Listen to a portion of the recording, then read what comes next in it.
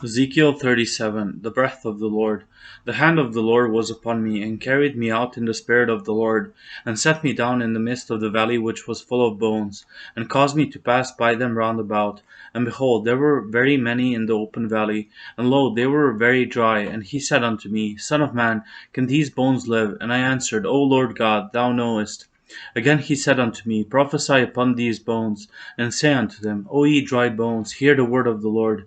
Thus saith the Lord God unto these bones, Behold, I will cause breath to enter into you, and ye shall live. And I will lay sinews upon you, and will bring up flesh upon you, and cover you with skin, and put breath in you, and ye shall live, and ye shall know that I am the Lord. So I prophesied as I was commanded, and as I prophesied there was a noise, and behold the shaking, and the bones came together, bone to his bone. And when I beheld, lo, the sinews and the flesh came up upon them, and the skin covered them above, but there was no breath in them. Then said he unto me, Prophesy unto the wind, prophesy, son of man, and say to the wind, Thus saith the Lord God, Come from the four winds, O breath, and breathe upon these slain, that they may live.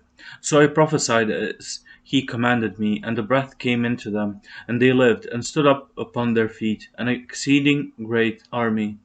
Then he said unto me, Son of man, these bones are the whole house of Israel. Behold, they say, Our bones are dried, and our hope is lost. We are cut off for our parts. Therefore prophesy and say unto them, Thus saith the Lord God, Behold, O my people, I will open your graves, and cause you to come up out of your graves, and bring you into the land of Israel, and ye shall know that I am the Lord. When I have opened your graves, O my people, and brought you up out of your graves, and shall put my spirit in you, and ye shall live, and I shall place you in your own land. Then shall ye know that I, the Lord, have spoken it, and performed it, saith the Lord. The word of the Lord came again unto me, saying, Moreover, thou son of man, take thee one stick, and write upon it, For Judah and for the children of Israel his companions. Then take another stick, and write upon it, For Joseph the stick of Ephraim, and for all the house of Israel his companions, and join them one to another into one stick, and they shall become one in thine hand. And when the children of thy people shall speak unto thee, saying, Wilt thou not shew us what thou meanest by these? Say unto them, Thus saith the Lord God, Behold, I will take the stick of Joseph, which is in the hand of Ephraim, and the tribes of Israel his fellows, and will put them with him, even with the stick of Judah, and make them one stick, and they shall be one in mine hand. And the sticks whereon thou writest shall be in thine hand before their eyes. And say unto them, Thus saith the Lord God, Behold, I will take the children of Israel from among the heathen, whither they be gone, and will gather them on every side, and bring them into their own land. And I will make them one nation in the land upon the mountains of Israel, and one king shall be king to them all. And they shall be no more two nations, neither shall they be divided into two kingdoms any more at all.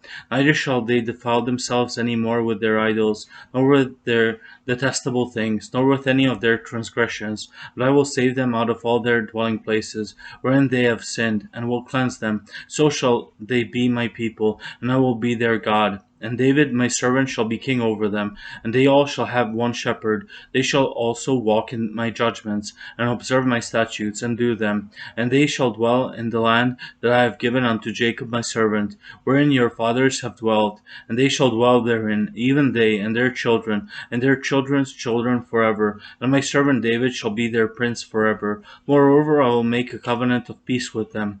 It shall be an everlasting covenant with them, and I will place them and multiply them, and will set my sanctuary in the midst of them forevermore. My tabernacle also shall be with them. Yea, I will be their God, and they shall be my people. And the heathen shall know that I, the Lord, do sanctify Israel, when my sanctuary shall be in the midst of them forevermore.